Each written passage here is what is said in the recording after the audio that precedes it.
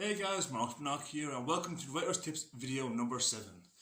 We're here in my little workspace here, and I was lucky enough to actually come across, or to actually be able to get a hold of this board here. It's full length, particularly handy. I used to have an old whiteboard that was flipped around, worked the same way, but this just happened to have, which was handy for the video. So here we go. Yeah. I get let me show you in here a little bit closer because too close on me. There you go. These here are actually available on my website, and actually I put a link in the description down below. I found them very helpful. I got them off. I can't remember her name. Sindel something. I'm so sorry. I really am so sorry. But it's really helpful.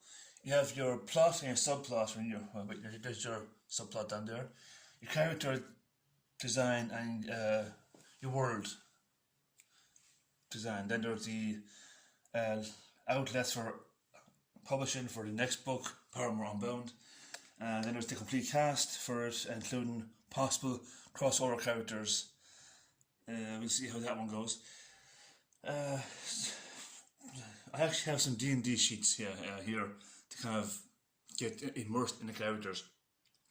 But there's also some blood trials, a list for the upcoming video tips, changes that have to be made. So there's a whole lot actually happening here. Simple premise, but I can promise you it goes a very long way to helping you get from the start to the end. Organization is a great thing, but as writers we tend not to really be organized in any way, shape or form. But this really helped me so much, especially these printouts of, I can't remember, I'm so sorry I can't remember your name. But let's just say I'm sitting here at my workspace, right?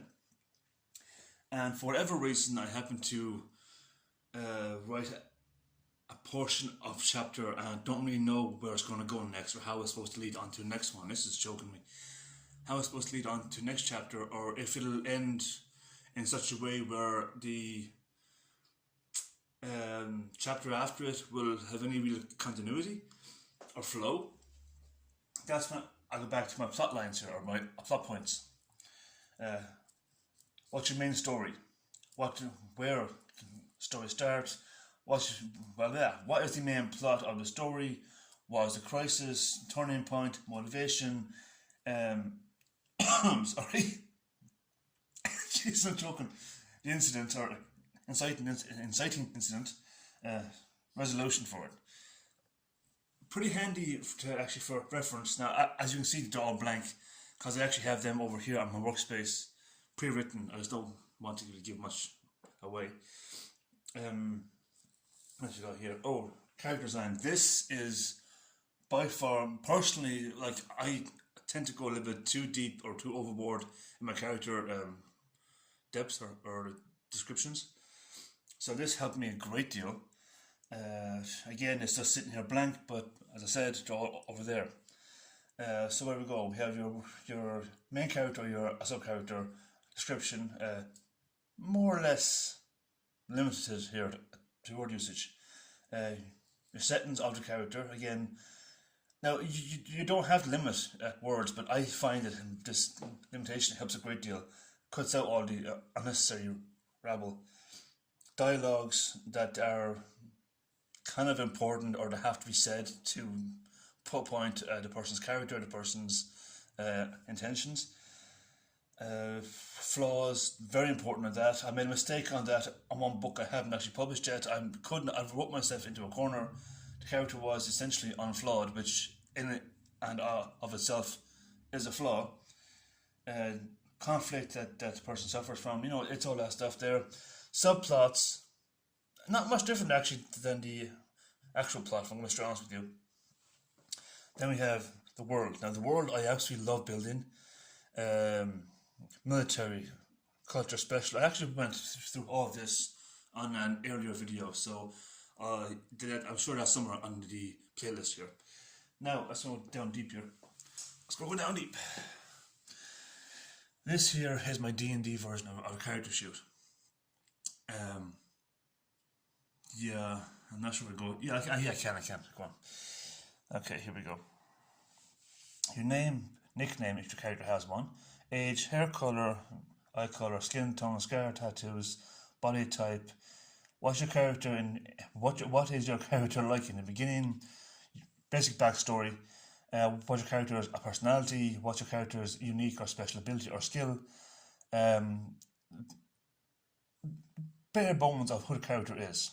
Then there's the world, which is very similar to up here, where we have technology, religion, agriculture, race, people, weather, military, so on. And there's 3 pages here.